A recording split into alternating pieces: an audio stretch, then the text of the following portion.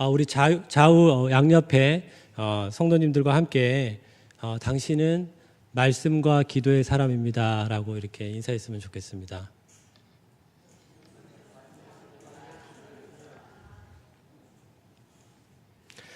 제가 이렇게 인사를 요청했던 것은 오늘 말씀과 긴밀하게 연결되어 있기 때문에 이렇게 좀 나누었습니다.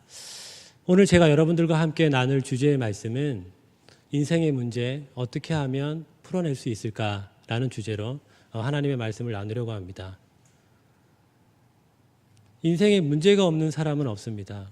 아무리 좋은 직장에 간다고 할지라도, 아무리 좋은 그곳에 복지가 있고 연봉이 세상적으로 보았을 때 부럽지 않은 연봉을 받는다고 할지라도 그곳에는 그것만의 문제가 있습니다. 가장 좋은 대학교, 하버드 대학교를 간다고 그곳에는 문제가 없을까요? 또는 그들만의 그곳에는 문제가 있습니다. 저는 어떤 목사님이 얘기했던 한 이야기를 들은 적이 있습니다. 그 목사님이 가장 돈을 많이 소유했던 부자를 만난 적이 있다고 얘기를 했습니다. 근데 그 부자의 고민은 무엇이냐면 이 돈을 어떻게 하면 유지할 수 있을까라는 것이 그의 고민이었다는 것입니다. 우리가 어떤 것을 갖고 있고 무언가를 할 수 있는 위치에 있다고 할지라도 고민이 없는 인생이 없고 문제가 없는 인생이 없습니다. 오늘 제가 함께 나누려고 했던 이 본문의 드보라도 이 당시의 사회에서는 약자였습니다. 고대 사회에서는 여자는 약자의 위치에 있습니다. 그렇지만 하나님께서는 드보라를 사용하셔서 이스라엘 민족을 구원하는 역사를 볼 수 있습니다. 그 전에 3장에 보면은 에훗이 나옵니다. 에훗은 왼손잡이였습니다. 오른손을 쓸 수 없는 지체 장애인이었습니다. 그런데 하나님께서는 그 에훗을 사용하여 주셔서 모압 왕 에글론에게 18해 동안에 그렇게 이제 핍박과 힘든 상황 가운데서 건져내는 사건을 볼 수 있습니다. 오늘 이 말씀이 우리에게 하나님의 위로와 하나님께서 우리 각자에게 주셨던 그 은사들을 어떻게 사용하고 있는지를 보는 시간이 되었으면 좋겠습니다. 하나님께서는 신체적인 약자를 들어서 사용하여 주셨고 사회적인 약자를 통해서 하나님께서는 그분의 나라를 이루어가고 있는 것들을 볼 수가 있습니다.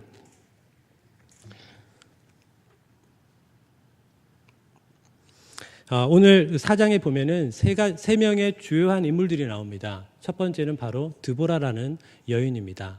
여인 사사가 나옵니다. 12명의 사사 중에서 유일하게 여자 사사였습니다. 그리고 두 번째로는 바락이라는 인물이 나옵니다. 그리고 세 번째는 누가 나오냐면은 헤벨의 아내 야엘이 나옵니다. 하나님께서는 이 세 명의 각자의 은사를 통하여서 하나님의 나라를 완벽하게 이루고 있음을 볼 수가 있습니다. 마치 이것은 트리오와 같습니다. 트리오는 우리가 음악을 하시는 분들은 세 명의 다른 악기가 각자 주어주신 그 악기를 활용함을 통하여서 아름답게 또 균형 있게 그 소리를 내는 것들을 이제 트리오라고 하는데, 그와 마찬가지로 이 세 명의 각자의 인물들을 통하여서 하나님의 역사를 이루어 가고 계십니다. 오늘 우리는 이제 드보라에 좀 더 집중하려고 합니다. 하나님께서는 드보라를 어떻게 사용하였을까요? 드보라는 어떠한 힘듦이 있었을까요? 고대 사회에서 여자는 약자의 위치에 있었기 때문에 드보라 입장에서는 어릴 때부터 그러한 어려움이 있을 거라는 것들을 생각해 봅니다. 물론 본문에는 이런 부분들에 대해서 자세하게 나와 있지는 않습니다. 그렇지만 몇 가지 단서들이 있는데 그것 중에 하나가 뭐냐면 5절에 우리 다 같이 5절을 같이 한번 읽어보도록 하겠습니다. 그는 에브라임 산지 라마와 베달 사이 드보라 종려나무 아래 거주하였고 이스라엘 자손은 그에게 나아가 재판을 받더라. 네, 아멘. 종려나무 아래에 드보라는 거주했다라고 나옵니다. 종려나무는 역사의 대변혁기마다 하나님을 찬미하기 위해서 쓰여졌던 도구로 보통 표현이 됩니다. 또한 종려나무는 아름다움과 의와 승리를 상징하는 나무였습니다. 그리고 생명과 번식의 상징이었고 올곧음을 나타내는 상징이었습니다. 그 아래에서 그는 무엇을 하였을까요? 사람들이 몰려옵니다. 재판을 받기 위해서 몰려옵니다. 바로 그것이 드보라에게는 기도의 장소였습니다. 우리에게도 이 기도의 장소가 너무나 필요합니다.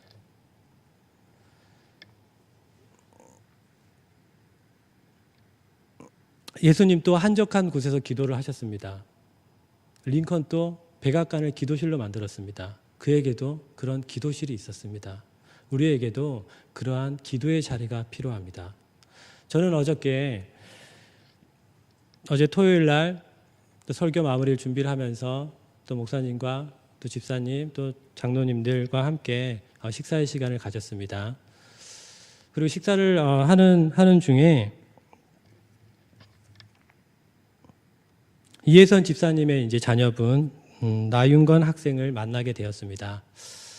저는 습관을 쫓아서 바로 그 소망관 옆에 있는 그 실에서 차 한잔 마시자는 얘기를 나누었고 예수님을 나누는 시간을 가질 수가 있었습니다.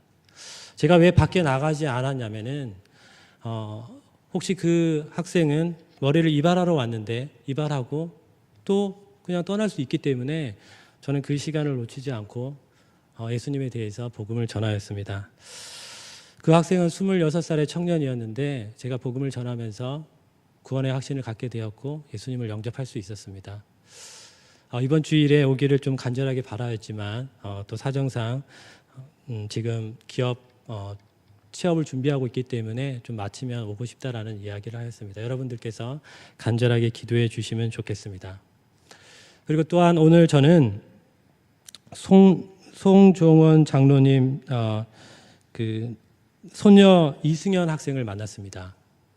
승현 학생하고 한 20분, 15분 정도 이야기를 나누면서 제가 복음을 전했습니다.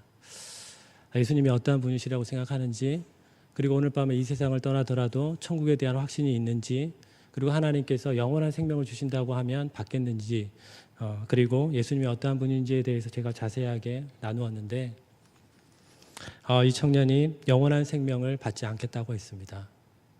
저는 선뜻 놀랐습니다. 그 전에 교회를 다녔었고 어쩌면 신앙생활을 꽤 오래 해왔었을 텐데 왜 영원한 생명을 받지 않을까? 저는 늘 하던 그 습관을 쫓아서 하나님께서 영원한 생명을 주신다는 것은 예수님을 믿는다는 것과 같다라는 말입니다. 라고 하니까 예수님을 믿겠다라는 고백을 하였습니다. 그리고 함께 구원의 확신에 대해서, 흔들림 없는 확신에 대해서 다시 한번 강조해 주었고, 성경을 봐야 되는 것이 얼마나 중요한지, 예배의 자리가 얼마나 중요한지, 기도는 어떠한 것인지, 그리고 우리가 믿음 안에서 교제하는 것이 얼마나 중요한지, 그리고 전도의 삶이 얼마나 중요한지에 대해서 나누고 앞으로의 예배와 그 시간에 대해서 같이 조율하자는 시간을 가졌습니다. 여러분, 저는 오늘 하나님께서 행하셨던, 또 어저께 하나님께서 행하셨던 그런 기적의 현장을 보았습니다. 제가 뛰어나서가 아니라 여러분들의 기도와 한 영혼을 향한 그 마음의 기도가 이곳 가운데 쌓여 있었기 때문에 저는 그러한 열매들을 보고 들을 수 있는 시간을 가졌습니다. 하나님께서는 기도의 현장 가운데 분명하게 하나님의 역사를 보여주십니다. 저는 강남역에서 거의 매주 토요일 날에 복음을 전했던 현장이 있습니다. 근데 강남역 9번 출구 앞에 보면은 거기는 항상 담배를 피는 장소였습니다. 제가 어떤 기도를 했냐면 우리 팀원들과 함께 하나님 이곳에서 자신의 인생을 돌아볼 수 있는 시간이 될 수 있다라는 기도를 했습니다. 그런데 한 몇 년 뒤에 거기에 어떤 구절이 보드판 형식으로 크게 붙여져 있었는데 그게 무엇이었냐면 Before I Die라는 구절이었습니다. 저는 그때 너무나 놀랐습니다. 그리고 담배를 피는 그 장소가 음악을 연주할 수 있는 장소가 되고 거기에서 각자의 주셨던 은사들을 활용할 수 있는 하나의 터가 되었다라는 걸 볼 수가 있습니다. 여러분, 기도하는 장소에는 하나님의 분명한 역사가 있습니다. 드보라도 동일하게 이 종려 나무 아래에서 기도를 하였습니다. 그리고 사람들은 몰려 들어옵니다. 그리고 재판을 하였습니다. 얼마나 많은 사람들이 위로를 받았을까요? 어떻게 살아가야 하는지에 대한 삶의 방향을 드보라는 제시해 주었고 그리고 아마 돌아갔을 것입니다. 그리고 드보라는 영적인 권위가 있는 자였습니다. 여기에는 자세하게 나와 있지 않지만 납비도세 안에 여선지자 드보라라고 나와 있습니다. 여자였습니다. 보통 이 당시에 이 여자였더라면 사회에서 어떠한 영향력을 크게 발휘하는 것보다도 어쩌면은 주부의 입장으로서의 그 역할을 해야 됐을지도 모릅니다. 그렇지만 드보라는 영적인 권위를 인정받았다라는 것입니다. 남편에게서, 그리고 바락에게서, 더 무엇보다는 하나님에게 인정받았던 여인입니다. 그렇다면 이 영적인 권위는 어디에서부터 나올 수 있을까요? 엎드리고 하나님 앞에 기도하는 자리에서부터 이 권위는 필요합니다. 어떻게 하면 좋은 부모님이 될 수 있을까요? 어떻게 하면 좋은 학생들이 될 수 있을까요? 어떻게 하면 좋은 청년들이 될 수 있을까요? 어떻게 하면 하나님께서 기뻐하시는 그런 사역들을 할 수 있을까요?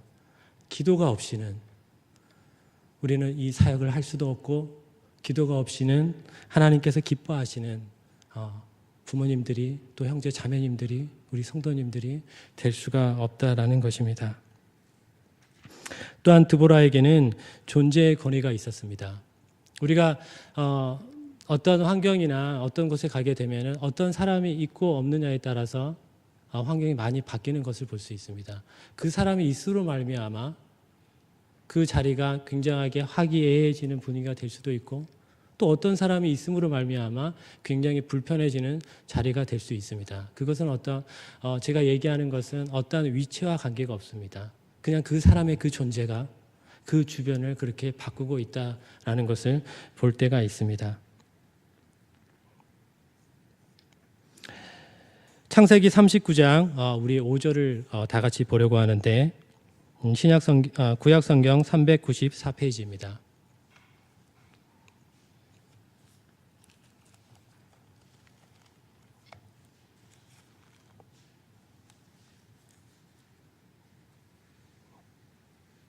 죄송합니다. 창세기 39장 5절입니다. 구약성경 60페이지입니다.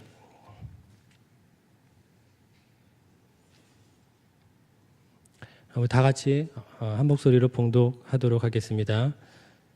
그가 요셉에게 자기의 집과 그의 모든 소유물을 주관하게 한 때부터 여호와께서 요셉을 위하여 그 애굽 사람의 집에 복을 내리심으로 여호와의 복이 그의 집과 밭에 있는 모든 소유에 미친지라.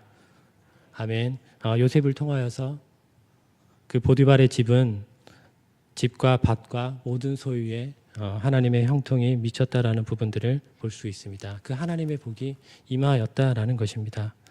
그래서 저는 여러분들에게 다시 한번 도전을 주고 싶은 것은 무엇이냐면, 여러분 절대 예배의 자리에 빠지지 마십시오. 믿음의 사람들과 함께 교제하는 것들을 놓치지 마십시오. 그 환경에 가면 때론 자신의 어려움과 힘든 부분들이 있을지라도 그런 뜨거움과 그런 환경 가운데서 하나님의 말씀을 들으면서 회복되고 다시 한번 내가 어떻게 살아가야 되라는 그런 결단들이 나타날 수 있다라는 것입니다. 마치 하나님께서 요셉을 형통하게 하셔서 요셉이 가는 곳마다 형통하게 하셨던 것처럼 말입니다. 또한 우리는 드보라에게 기도라는 것이 어떠한 것인지를 좀 더 볼 수 있는 단서들을 찾으려고 하는데, 드보라는 듣는 기도의 사람이었다라는 것입니다. 우리가 6절을 같이 한번 보도록 하겠습니다. 다 같이 한 목소리로 읽도록 하겠습니다. 드보라가 사람을 보내어 아비노함의 아들 바락을 납달리 게데스에서 불러다가 그에게 이르되, 이스라엘의 하나님 여호와께서 이같이 명령하지 아니하셨느냐? 너는 납달리 자손과 스불론 자손 10,000명을 거느리고 다볼산으로 가라. 아멘. 여호와께서 이같이 명령하지 아니하셨느냐? 드보라는 어떻게 이러한 말씀을 할 수 있었을까요? 하나님과의 교제가 없었더라면 하나님의 뜻을 어떻게 전할 수 있었을까요?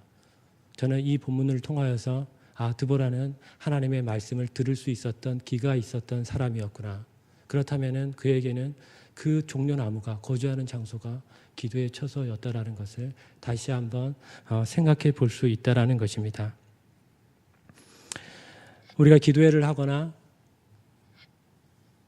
기도회를 할 때 우리의 말씀을 듣는 것은 너무나 중요합니다. 우리가 말씀을 듣지 않고 우리가 말씀을 보지 않는다면 우리의 기도의 수준은 자기 수준에서 벗어날 수가 없습니다. 때로는 그것은 중언부언이 될 수 있고 자기 문제에만 사로잡혀 있는 기도일 수 있습니다. 그렇지만 하나님의 말씀을 우리가 보게 되면은 우리가 생각했던 그러한 관점들이 때로는 환경과 상황은 바뀌지 않지만 그 문제 너머에 하나님께서 일하시고 있는 큰 은혜들을 봄을 통하여서 우리는 회복되는 경험들을 너무나 자주 하는 것들을 볼 수가 있습니다. 그래서 우리의 기도는 하나님의 그 스케일과 하나님의 그 디테일 가운데 뛰어들 수 있다는 것입니다. 하나님이 앞서 일하고 있는 것들을 경험하게 된다는 것입니다. 우리가 말씀을 듣고 우리 읽을 때 그런 역사들이 일어납니다. 느헤미야도 동일했습니다. 느헤미야서에 보면은 성벽에 불탔을 때 느헤미야는 수일 동안 기도했다라는 금식 기도를 했다는 부분들이 나오는데 이 수일은 4개월 동안 기도했다라는 것입니다. 여러분 상상이 가십니까? 4개월 동안에 그 금식 기도를 했다는 부분들이. 그렇지만 느헤미야는 어떻게 했냐면 그 민족의 죄가 자신의 죄라고 고백하였습니다.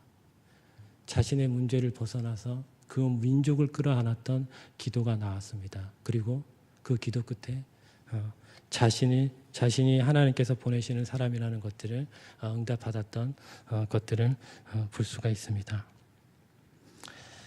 저는 여러분들과 함께 CCC 한국 CCC를 창설하셨던 김중건 목사님의 기도를 여러분들과 함께 보려고 합니다.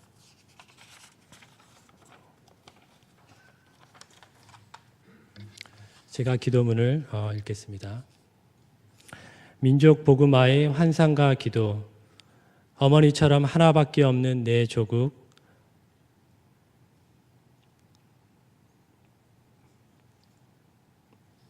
내 조국 어디를 찔러도 내 몸같이 아픈 내 조국. 이 민족 마음마다 가정마다 교회마다 사회 구석구석 금수강산 자연 환경에도 하나님 나라가 임하게 하시고 뜻이 하늘에서처럼 이 땅에서 이루어지게 하옵소서. 이 땅에 태어나는 어린이마다 어머니의 신앙의 탯줄, 기도의 젖줄, 말씀의 핏줄에서 자라게 하시고 집집마다 이 집의 주인은 예수님이라고 고백하게 하시고 기업주들은 이 회사의 사장은 예수님이고 나는 관리인이라고 고백하는 민족.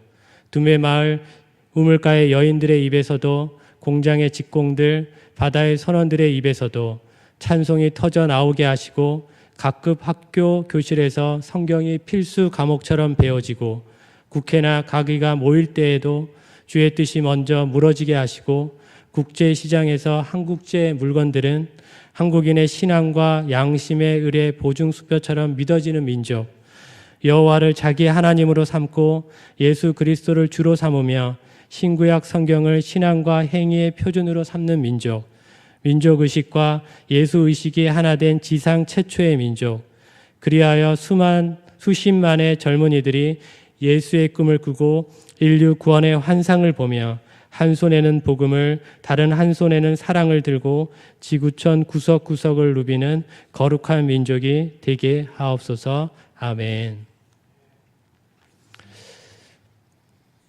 김중건 목사님의 기도는 민족을 품는 기도였고 마지막에 보면은 세상을 품는 기도였습니다. 태어나는 아이들을 위한 기도, 자라나는 세대들이 정말 기도로서 자라날 수 있도록 우리가 배우는 그 학업보다 성경 과목이 더 필수 과목으로 채택이 되어서 말씀으로 양육되고 내가 하는 그 공부가 하나님 나라의 영광을 위해서 어떻게 쓰여질까를 고민할 수 있는 그런 기도였습니다. 이런 기도는 우리가 말씀을 보고 하나님의 뜻을 구할 때 하나님의 뜻 가운데 있을 때 좀 더 우리의 스케일이 하나님의 그 마음처럼 좀 더 넓어짐을 볼 수가 있습니다. 그렇다면 우리는 어떠한 기도를 드려야 할까요? 저는 여러분들과 함께 요한일서 5장 14절에서 15절의 말씀을 함께 찾으려고 합니다. 신약성경 394페이지에 있습니다.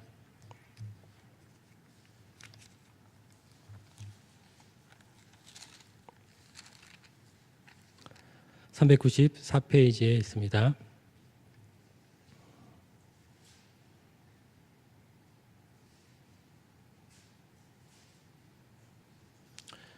우리 다 같이 한 목소리로 봉독하도록 하겠습니다.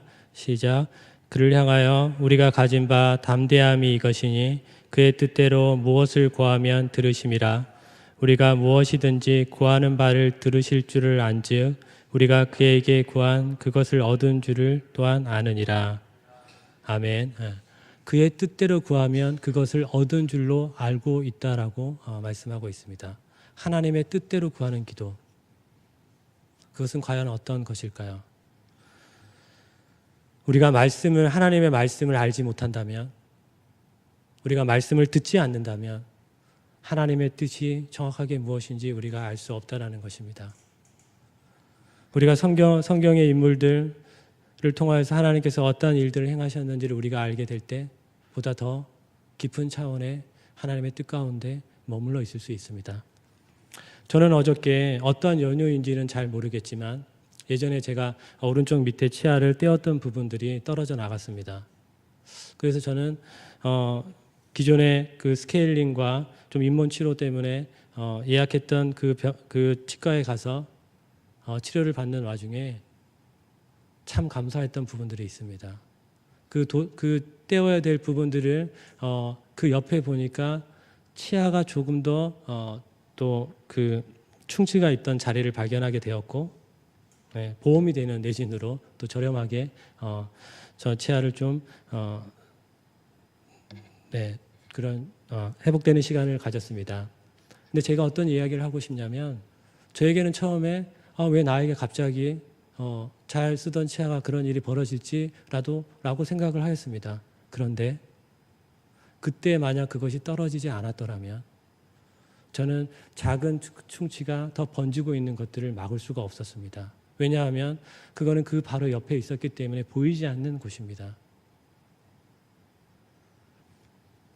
저는 그때 요셉이 생각이 났습니다. 요셉이 형제들에게 팔려갔을 때 나중에 어떤 고백을 하게 되냐면 우리 가족을 구원하기 위한 하나님의 계획이었다라는 이야기를 하였습니다. 요셉이 팔려가는 것들은 요셉의 계획이 아니었을 것입니다. 또 하나님께서도 그렇게 하려고 하셨던 것이 아닐 수도 있습니다. 그러나 하나님의 큰 그림 가운데서는 그러한 실수와 그런 형들의 그런 계획도 하나님은 드라마틱하게 아름답게 만들어가고 있다는 것입니다. 때로는 우리 앞에 현실 가운데 정말 이해하지 못하는 수많은 고통과 어려움이 있습니다. 저는 그 부분들을 알 수가 없습니다. 그러나 그 가운데 하나님의 그 신비함과 그 풍성함이 있다는 것입니다. 여러분 한번 이렇게 한번 생각해 보면 좋을 것 같습니다. 어떤 곰이 있습니다. 그런데 그 곰을 조련하는 사람이 보니까 곰이 너무나 아파 보여서 그 곰을 치료하려고 하였습니다. 그런데 곰에게 다가갈 수가 없습니다. 왜냐하면 곰은 지금 많이 지쳐있을 뿐만이 아니라 조련사가 조련할 수 있는 상황이 아닌 것입니다. 전에는 말을 잘 듣던 곰이 이제는 그 말을 듣지 않는 환경 가운데 노출된 겁니다. 그래서 이 조련사는 어떻게 하였냐면은 총을 쏴야 되겠다는 생각을 했습니다. 아마 그거는 곰 입장에서는 총이었을 것입니다. 그러나 그거는 마취제였습니다. 곰은 얼마나 두려웠을까요? 그러나 그걸 마취하고 치료를 회복할 수 있었습니다. 마치 사사기는 그런 것과 같습니다. 하나님 앞에 목전에 악을 행하였던 그 이스라엘 백성 가운데 모압 왕 에글론에게 하나님께서 파셨다는 것은 하나님이 하신 것입니다. 왜 하셨을까요? 그들을 때려서라도 하나님께 부르짖게 하기 위해서입니다. 그렇게 하서라도 하나님은 우리 하나님의 백성들을 찾고 계시다는 것입니다. 때로는 우리 평생에 풀리지 않은 숙제를 가지고 하나님 앞에 설 수도 있습니다. 그것은 내가 사랑하는 사람의 죽음의 문제, 잘 신앙생활을 하다가 이 세상을 떠났을 때가 되면 좋겠지만 불현듯 어떤 사고로 인해서 우리의 신앙은 때로는 실추될 수도 있습니다. 제가 팀 켈러의 고통에 답하다라는 책을 보면서 참 많은 생각을 하게 되었습니다. 우리의 수많은 고통과 그 문제는 절대 1:1 대응이 될 수 없다라는 것을 다시 한번 확인하는 시간이 되었는데 거기에도 동일하게 어떤 부분이 나왔냐면 사랑하는 자녀가 예상하지 못했던 사고로 이 세상을 떠나게 되었던 부분입니다. 교회 나가기도 힘들고 기도도 나오지 않고 그렇게 한참을 힘든 상황 가운데 교회 교인들이 그 집을 방문하여서 함께 기도하고 함께 울고 그런 시간을 통하여서 이분이 했던 고백이 이거였습니다. 죽었던 자녀는 돌아오지는 않았지만 그렇게 기도하고 그렇게 말씀을 보면서 하나님께 원망과 모든 하소연을 다 했는데 그때 불현듯 자기에게 어떤 모습이 떠올랐냐면 성령님께서 울고 있는 자기를 등에 업고 함께 울고 걷고 있는 모습을 느꼈다라고 했습니다. 여러분, 하나님께서는 우리가 아픔과 고통을 그냥 보고 계신 분이 아닙니다. 그 앞에서 함께 울고 함께 고민하고 하나님 더 처절하게 울고 계신 하나님이십니다. 그래서 우리 성도님들이 어떤 환경과 어떤 어려움과 때로는 말로 할 수 없는 그런 현장 가운데 있을지라도 우리가 하나님 편에 좀 더 다가감을 통하여서 그 문제 너머에 하나님의 은혜를 맛보았으면 좋겠습니다. 저는 저번 주에 충신대학원에서 개강 수련회가 있었는데 소강석 목사님께서 오셔서 했던 간증을 좀 나누려고 합니다. 물론 저는 동일한 입장은 아닙니다. 소강석 목사님께서는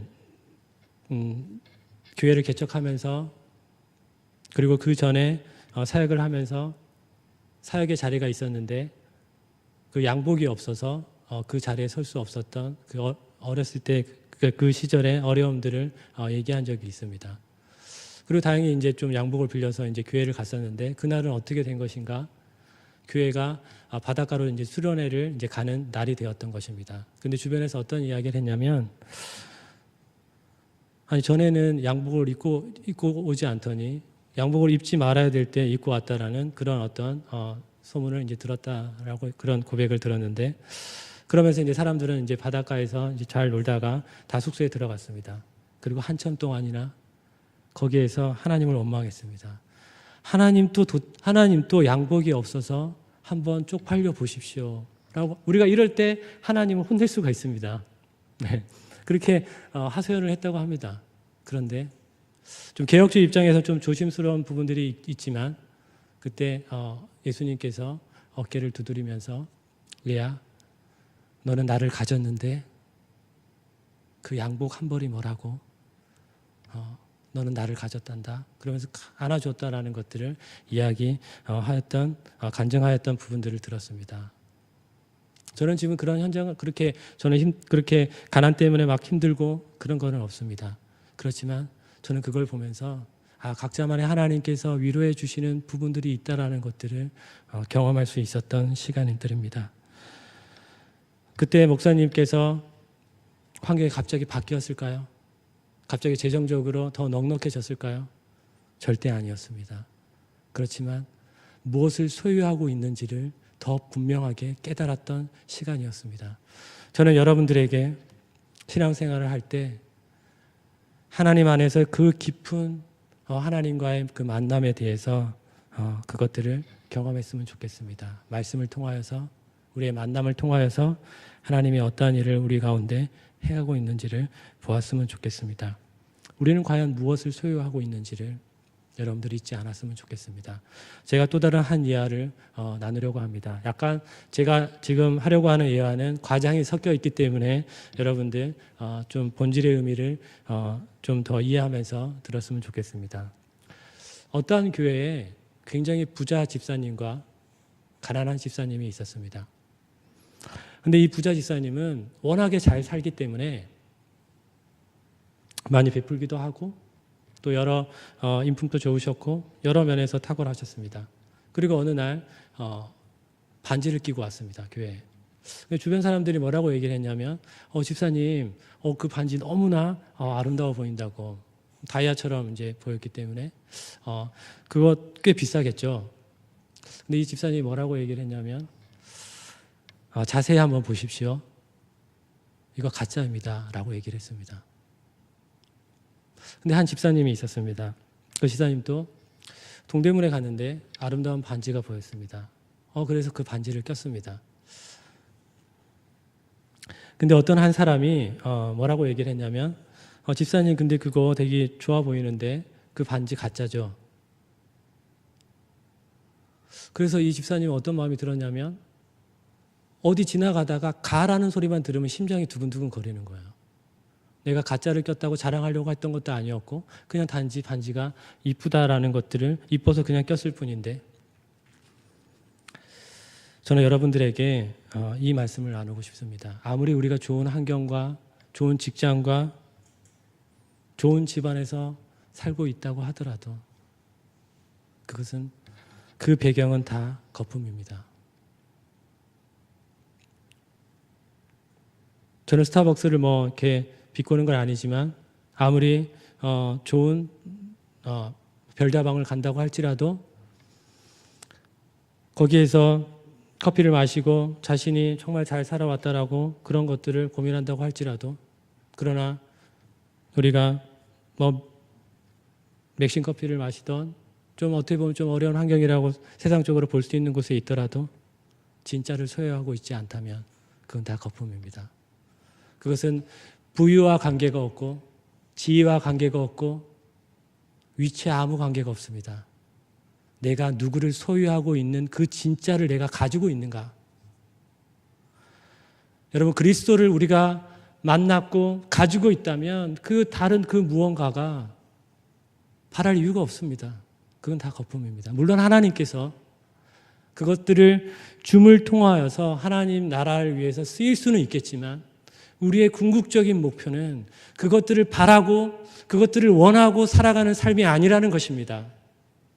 그래서 오늘 우리가 진정 소유하였던 그 그리스도를 우리가 소유함을 통하여서 우리의 기도의 자리에서 때론 풀리지 않았던 그 환경과 그 문제만을 보는 것이 아니라 그리스도를 바라봄을 통하여서 그 문제 너머에 우리가 그 주님을 만남을 통하여서 다시 한번 우리의 그 구원의 기쁨과 감격들이 살아났으면 좋겠습니다. 네, 말씀을 마치겠습니다. 우리의 인생 어떻게 풀어야 할까요? 드보라처럼 종려나무 아래에서 또 우리 개개인들의 그 기도의 처소에서 말씀을 보고 또 기도를 함을 통하여서 우리가 하나님을 만남을 통하여서 환경과 상황은 바뀌지 않더라도 그 주님을 만남을 통하여서 위로가 되고 회복이 되고 치유가 되었으면 좋겠습니다.